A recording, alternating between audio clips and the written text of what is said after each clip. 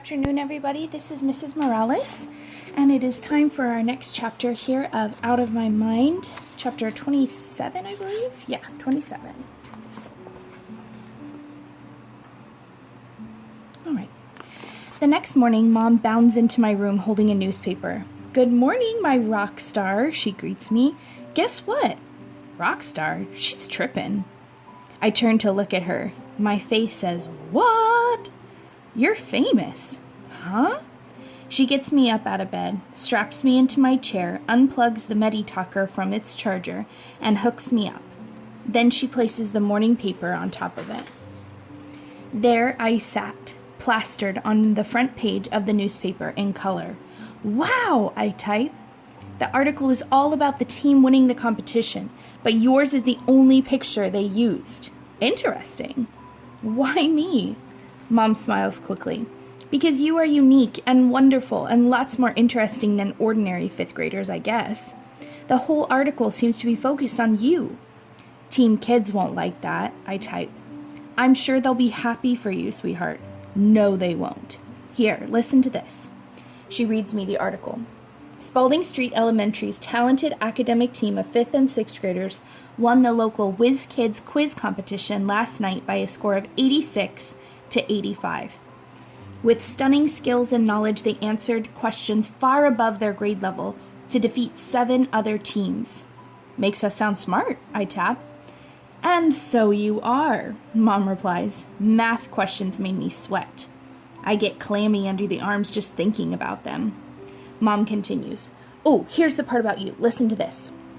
One outstanding member of the Spalding team is Melody Brooks, an 11-year-old who has been diagnosed with cerebral palsy. In spite of her physical challenges, Melody's quick and capable mental abilities were able to shine as she led her team to victory." "They will hate me," I type glumly. Butterscotch, who still sleeps in my room, nuzzles my hand. She always seems to know how I feel, but it doesn't help this time. "Oh, don't exaggerate. I think it's a lovely article, and your friends should be proud of you." "You don't get it." Mom ignores me and proceeds to get me ready for school. 2 blue t-shirts, one to wear and one to pack just in case. 2 pair of pants. She never picks out jeans. I decide not to argue. I have a feeling it is not going to be a good day. "What a great photo of you. I'm going to make sure I get extra copies of the paper," she chatters cheerfully as she tugs on my socks before putting on my sneakers.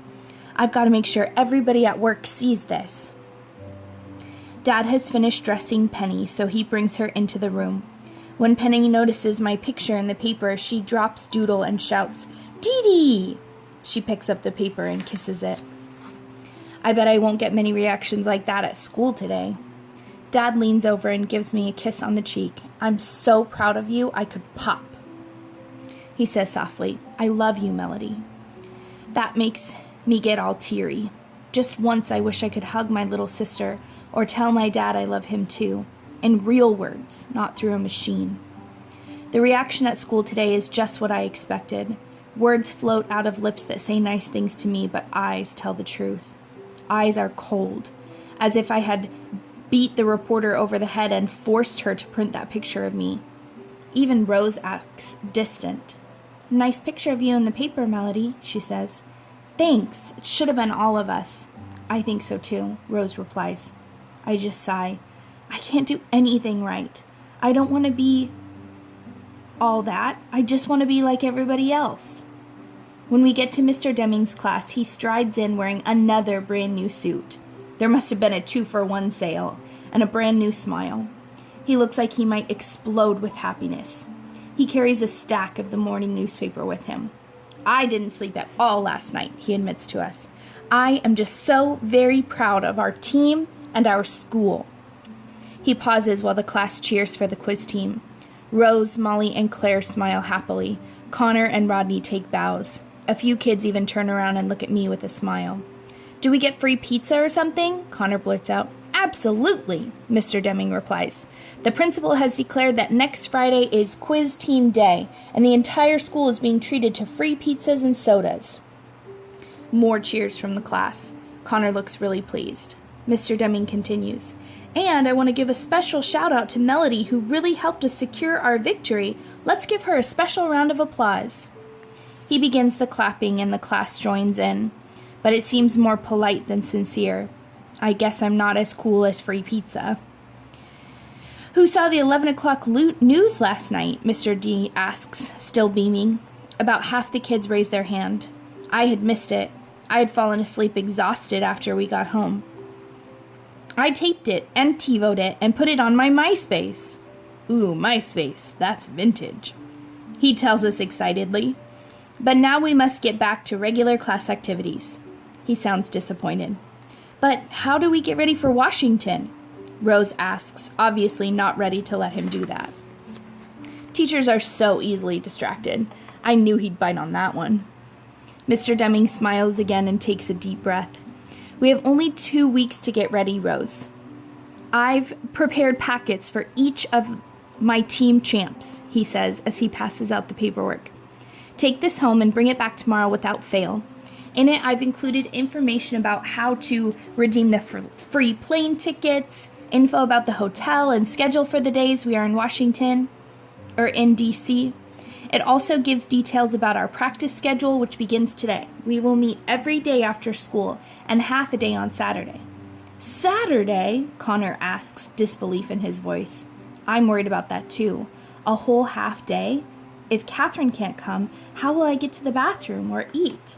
I'll bring bagels for breakfast and fruit for snacks, and we'll order in burgers for lunch, Mr. Deming tells him.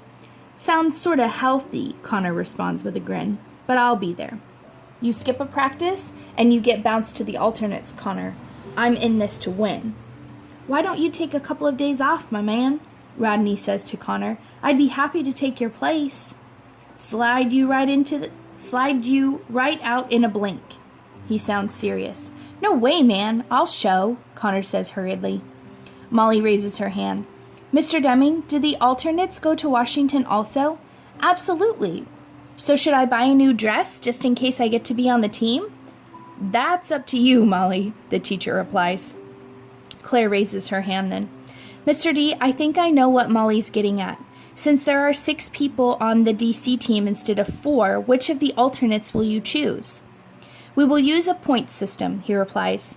The students with the 6th highest scores from our preliminary round will make the final TV team. Sound fair? Claire looks satisfied at that. She and Molly high-five each other. Mr. Demling finally gets back to regular classwork, the study of Spain and Portugal, and I do my best to do nothing to call attention to myself. No weird noises, no kicks or grunts for the rest of the class, no answer to questions I know. I just sit in the back of the room with Catherine and hope the morning will pass quickly.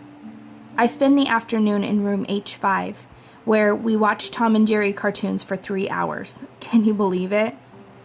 After school, Catherine feeds me a pudding cup and some juice just before it's time to go to Mr. Deming's room for our first practice. She frowns as I finish my last sip of juice. What's bugging you, Melody? She asks me. You should be on top of the world, but you're acting like somebody just pooped on your... Just popped you in the nose.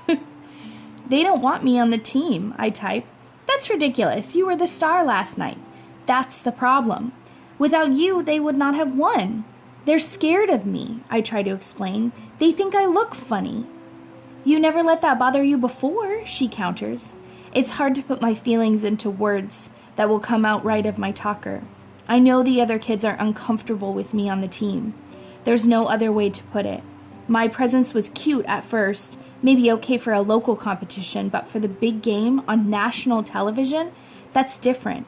I'll make them stand out, and not in a good way. I started typing again. I make them look... I hesitated. Then I typed in, weird. You're the smartest person on the team, Catherine said. I drool. So pack a box of tissues. I make funny noises, and Connor farts sometimes. I have to smile at that. No more of this feeling sorry for yourself, young lady. Let's get down to Mr. D's room and kick some butt. Okay, let's go, I type. We roll down to the room and I hold my head high. Well, at least as high as I can when it isn't wobbling around. Nobody says anything more about the newspaper article, and practice goes on as usual.